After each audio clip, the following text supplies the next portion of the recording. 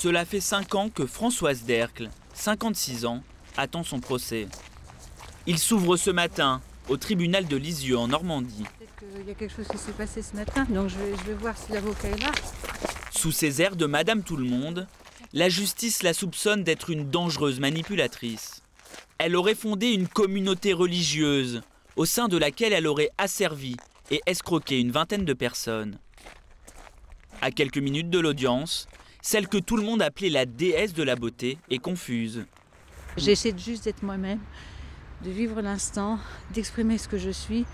Et c'est quelque chose que d'être soi-même, de parler avec tous ces avocats. Alors voilà, j'y fais. Merci.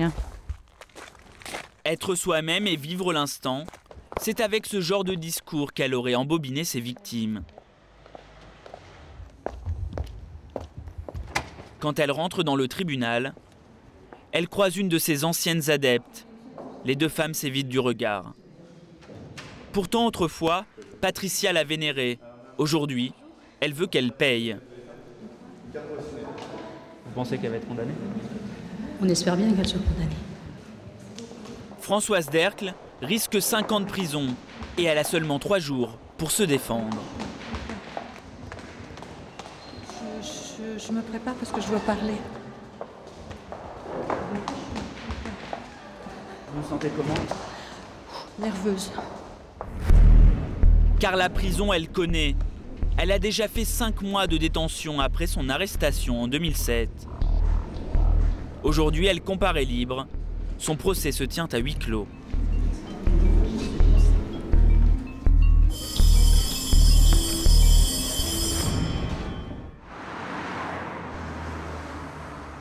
Tout se passait à Lisieux, derrière les volets bleus de cette grande maison, siège de la communauté religieuse de Françoise Derckle. Une vingtaine de personnes vivaient avec elle, des célibataires, mais aussi des parents, avec leurs enfants, souvent des personnes vulnérables. Françoise Derckle avait la main mise sur tout le groupe, et selon les victimes, elle se serait comportée comme un despote. Violence physique, esclavagisme, rapports sexuels imposés entre adultes. Et ce n'est pas tout. Elle aurait aussi vidé leur compte en banque. Plus de 400 000 € auraient été détournés. Aujourd'hui, elle vit dans un petit village, à l'écart, à 1 heure de route de Lisieux.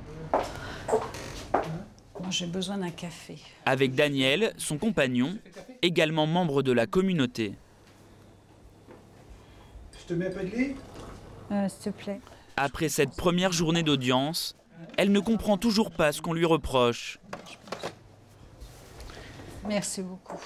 Merci. En fondant son association religieuse, elle voulait juste prêcher la bonne parole. Car en 1984, à l'âge de 28 ans, Françoise Derckle dit avoir vécu une expérience incroyable. Dieu lui aurait parlé. Être illuminé, je l'ai vécu. Et tout d'un coup, quand vous sentez ça, vous savez qu'il y a une personne. Et vous dites, ça alors, tu existes vraiment. Et j'ai entendu des rires et des rires et des rires. C'est comme s'il y avait des êtres partout qui rigolaient de joie. Elle s'est alors sentie investie d'une mission.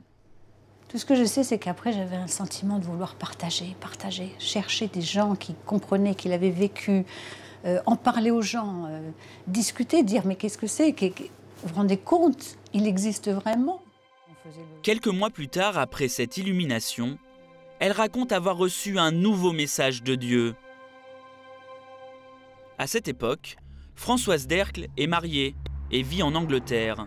Selon elle, Dieu lui aurait intimé l'ordre d'aller s'installer à Lisieux, la ville de Sainte-Thérèse, 2e lieu de pèlerinage en France. Pendant 14 ans, Françoise Derckle vit avec ses 3 enfants sans faire parler d'elle. Dans cette ville, elle jouit même d'une bonne réputation. Au lycée catholique où elle travaille comme professeure d'anglais, elle est appréciée par ses élèves et elle est bien notée par sa hiérarchie. Mais en 2001, elle donne un tournant à sa vie. Elle fonde une association religieuse qu'elle appelle le parc d'accueil. Elle recrute ses fidèles en faisant le tour des églises de la région. Et elle ne choisit pas ses victimes au hasard. Il va dans le machin. Mais... Ce sont des personnes vulnérables, comme Florence, ici à visage caché. Oui, bon, on va rentrer là, hein. C'est là où on a été hier. Elle a vécu 1 an dans la communauté de Françoise d'Ercle. Et selon elle, cela aurait suffi à l'anéantir. Bonjour. Un café? Aujourd'hui, en grave dépression, Un cappuccino. elle vit en hôpital psychiatrique. Les médecins l'ont autorisée à témoigner au procès, accompagnée de ses parents. Quand on voit le mal que ça fait, tout détruire un être humain, c'est ça qui est dur à accepter. On va mettre des années à reconstruire. Et qu'on met déjà 5 ans. 5 ans qu'on essaie. Mais on y arrivera. On y arrivera. C'est son petit copain de l'époque, déjà membre du groupe, qui lui présente celle qu'il appelle la déesse de la beauté. Florence tombe sous le charme.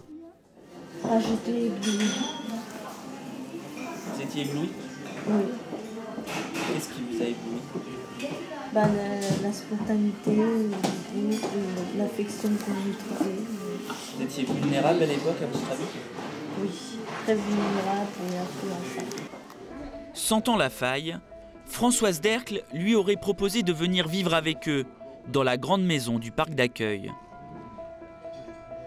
Quand on vous dit, quittez votre appartement, je vous offre une chambre pratiquement gratuite, c'est pas la peine d'aller payer un loyer alors que c'est gratuit. On va vous faire à manger, on va s'occuper de vous et tout. Évidemment que c'est tentant. Une fois installée, Françoise d'Ercle lui aurait demandé de faire comme les autres membres, le don de la totalité de son salaire d'aide-soignante, soit 800 €. Et après, on dit, oui, mais il n'y a pas assez de ton gain, là. Donc, il faut que tu ailles chercher un peu de sous à la banque. Il faut que tu vides ton livret de caisse d'épargne. Ta voiture tombe en panne. Il faut que tu vendes ta voiture. Florence a perdu plus de 10 000 €. Certains beaucoup plus. Depuis 2001, Françoise d'Ercle aurait amassé un petit pactole. Avec cet argent, elle a acheté la bâtisse au volet bleu, 240 000 €. Et avec le reste, elle fait tourner la maison. Nourriture, vêtements. Elle entreprend aussi des grands travaux. Comme nous pouvons le voir sur ces factures de rénovation que nous nous sommes procurées. Toutes au nom de Françoise d'Ercle. Car bizarrement, elle n'a jamais nié avoir acheté la maison avec les dons de la communauté. Vous ne reniez pas le fait d'avoir touché de l'argent comme vous? Bien sûr que non. Mais c'était conscient de tout le monde. Il fallait bien acheter cette maison. Mais selon ses détracteurs, il n'y avait pas que cela. Les victimes ont raconté aux enquêteurs qu'en plus de leur salaire, ils étaient obligés de payer un impôt divin, que Françoise d'Ercle appelait la part de Dieu. La participation financière des membres était fixée par Françoise, qui avait des révélations. Dieu lui dictant le montant que chacun devait donner. Un membre aurait donné 35 000 €. Un autre aurait été dépouillé de tout son héritage, 120 000 €. Au final, plus de 400 000 € auraient été détournés. Françoise d'Ercle assure qu'elle ne s'est pas enrichie personnellement, mais pour l'instant, une partie de l'argent n'a pas été retrouvée.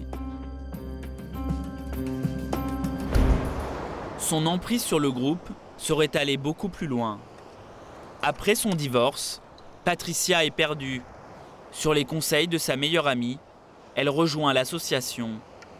Au début, elle est heureuse. Tout se passe bien et au bout de 3 semaines, elle est conviée au rituel du dimanche. Il se déroule au premier étage de cette maison que loue Françoise d'Ercle. Même si ça fait des années que je ne suis pas revenue ici, il n'y a aucun doute, c'est vraiment ici que ça s'est passé. C'est un endroit qui me restera vraiment gravé dans la tête. Il y avait cette grande chambre là au-dessus. C'est là que se passaient ces mêlées célestes, comme elle les appelait. Les mêlées célestes, c'est le nom de la cérémonie. Elle se passe en musique dans une pièce qui ne comporte aucun meuble, juste des matelas disposés sur le sol. Elle n'arrêtait pas de taper sur un tambourin et puis de chantonner des choses incompréhensibles à une autre personne. Et puis finalement, au bout de 2 heures, elle disait « toi tu vas avec celui-là, toi tu vas avec celle-là, toi tu fais ça ». La mêlée céleste serait en fait un exorcisme qui se terminerait en orgie. Françoise Dercle ne participe pas. En revanche, selon Patricia, elle forme les couples. Le but c'était de se caresser, de faire sortir le diable de votre corps. Ils m'ont basculé en arrière et puis ils ont commencé à me caresser les bras, le visage.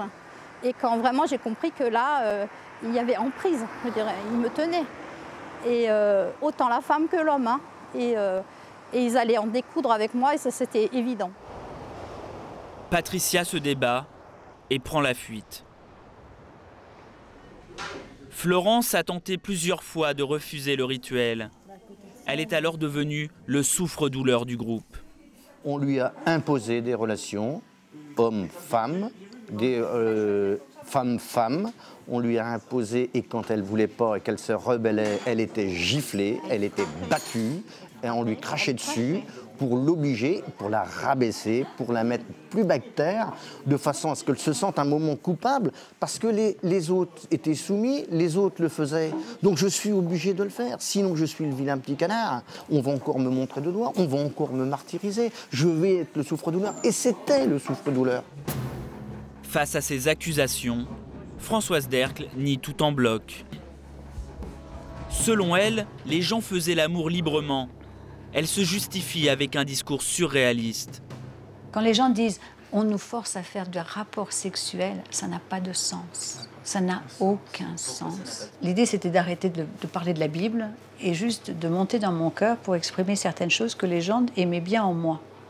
Et ce qui s'est passé, c'est que, en fin de compte, quand les gens se mettaient ensemble, ça montait les vibrations.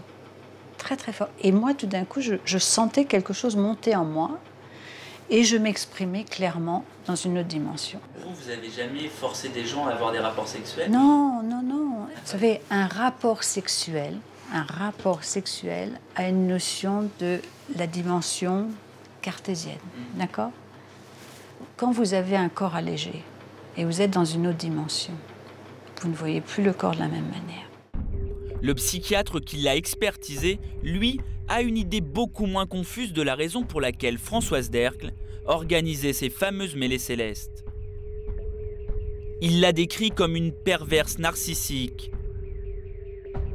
Et ces rituels serviraient surtout à rendre coupables les victimes, pour qu'elles deviennent plus facilement adeptes. À force d'être martyrisée, Florence a fini par se rebeller. En 2007, elle trouve le courage de porter plainte. 6 mois plus tard, la police libère les membres du groupe. Françoise Dercle est arrêtée.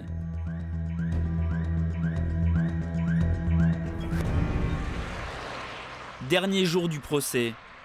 Le procureur général a demandé la peine maximale, 5 ans ferme. Même si elle est condamnée, les avocats pensent que la prison ne servira à rien. Cette personne est toujours la même aujourd'hui et je crains qu'elle ne soit toujours la même demain également. Donc la question n'est pas tant de savoir, et c'est dramatique pour un avocat de dire ça, de savoir si un jour elle recommencera, c'est de savoir quand est-ce qu'elle recommencera. Selon eux, elle aurait sans doute repris ses activités, mais cette fois-ci comme coach spirituel sur Internet.